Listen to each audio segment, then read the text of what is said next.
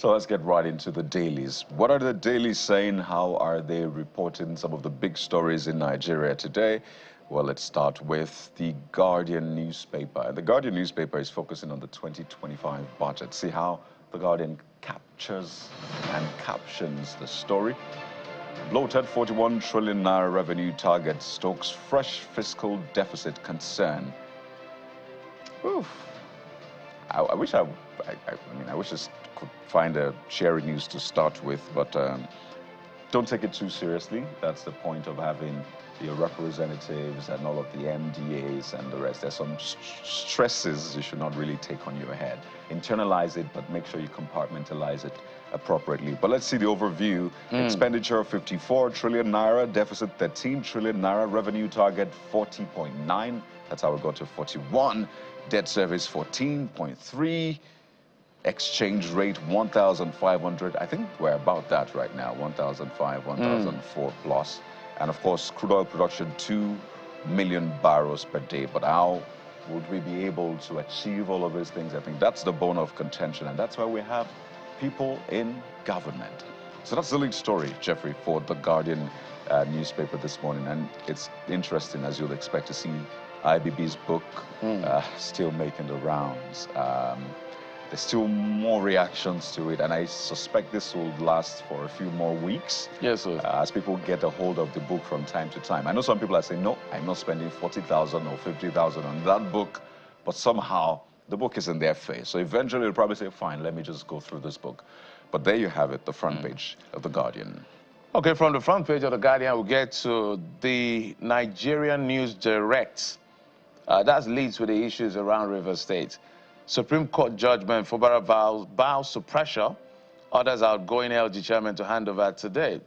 Agrees to hold fresh LG poll after Supreme Court verdict, urges calm, assures residents of continued good governance, says state will implement court ruling once certified judgment is received. So that's going to be a major part of our talking point today.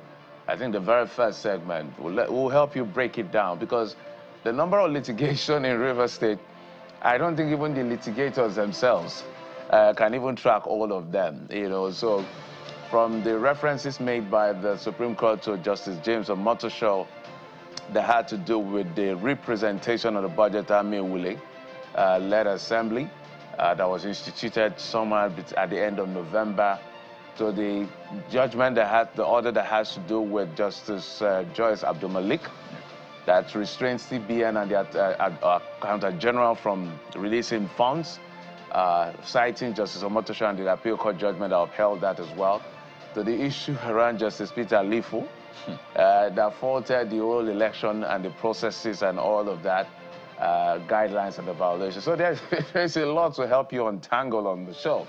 I had to relook at all of it, get to some of those courts. But the most important document I'm looking for, that I haven't gotten, I don't know what's gotten, the CTC of the judgment itself. So that we know what the enforceable order of courts are, as well as the reasoning of the law justices, and also look at some of the prayers that were sought in all of that. So, all sides will be here to help you understand what's going on. But besides all of that, I think the other one that you should pay attention to is Dangote saying we absorbed 16 billion naira loss to keep fuel prices low. Should we be saying thank you, or I don't know what's, but this is a revelation that he has to let go of 16 billion naira just to keep prices. So it's self-subsidization. Is that what they call it? I don't even know what term to call it. Private company subsidizing for the public. What? But thank you, by the way. At least I bought fuel the other day for 870 naira. Ooh. That's cool. Okay. There's a lot playing out in that sector. You see all this. You never know. Around. It's like reverse politics. You see to talk about the federal government moving to avert fuel crisis to pay 100 billion naira bridging claims soon. That's according to Ipman. And we understand that the subsidy has been removed, right, Jeffrey? So what is going on with bridging claims? But let's turn our attention. Where is that? Okay. It's another story making the rounds. I just linked it to it because, I mean, if Dangote is subsidizing that sense, we've heard the federal government also saying, or Ipman saying FG is meant to pay bridging claims. So how is that an old bridging claim, or? That's the question. Where did bridging claims come in yet again? But take a look at the Blueprint newspaper. Blueprint leads with what's playing out in the Senate. And I think I don't know why these issues are still very, very much staring us in the face. You expect that, come on, the Senate. But you see, Akpabio, Natasha feud, Senate tackles Saraki, vows not to reward falsehood. What we have is personal, unsubstantiated claims. Deputy Whip, and say ACF backs probe, Akwa Ibom youth warn. I don't know if this is becoming, I don't know.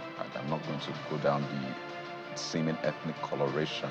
But the former Senate president has said that there should be an internal, what do you call it? Yeah, sexual abuse or whatever probe in the Senate. So the Senate Deputy Whip responded to him, saying that, well, they are unsubstantiated claims and the rest. So the back and forth. At the end of the day, she didn't raise the issue of sexual whatever on the floor. The issue was marginalization, I've been treated. She didn't really say, it's a very tricky story, and it has escalated into family issues, so I'm very careful.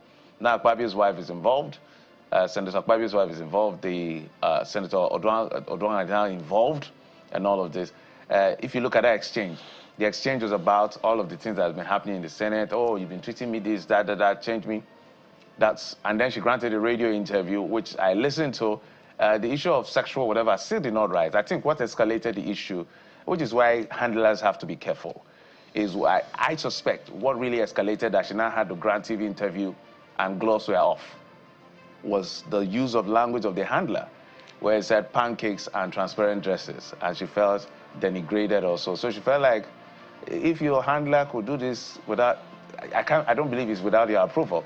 So let's go there. And things escalated, boom, boom, boom. Well, there are certain things that can happen on the floor of the Senate. It has to be raised on the floor of the Senate. There are certain things that can happen in court. So we'll leave court to handle court, Senate to handle Senate. But what I don't understand is the people that are protesting. That is the part I do not understand. Left, right, and center. Excuse, why are you, Akwa Ibom youth, or what are you protesting for exactly? I don't understand. First off, Jeffrey. How did this escalate to protest? protest? First off, Jeffrey, they have freedom of what? Of protest. Now, whether the expression or protest makes sense is another thing entirely, but one thing we can't ignore is the economy of protests in Nigeria. Yeah. It should be added to the GDP. I don't understand. Because, bro... The senator alleges, is all his allegation, as far as everybody's concerned, alleges against Senator Akpabio. Senator Akpabio's wife has now responded. Senator Natasha's wife, husband, has responded. Can they just leave it at the way they are dealing with? What is the protest about, really? I don't know. Anyway, so I think that's Nigerian politics. Because I was watching, I said, okay, what exactly are you protesting for? What can your protest do? But as Kayode said, perhaps it's the economy of protest. I think that all of those things further escalate things at the end of the day. These people know how to deal with their issues.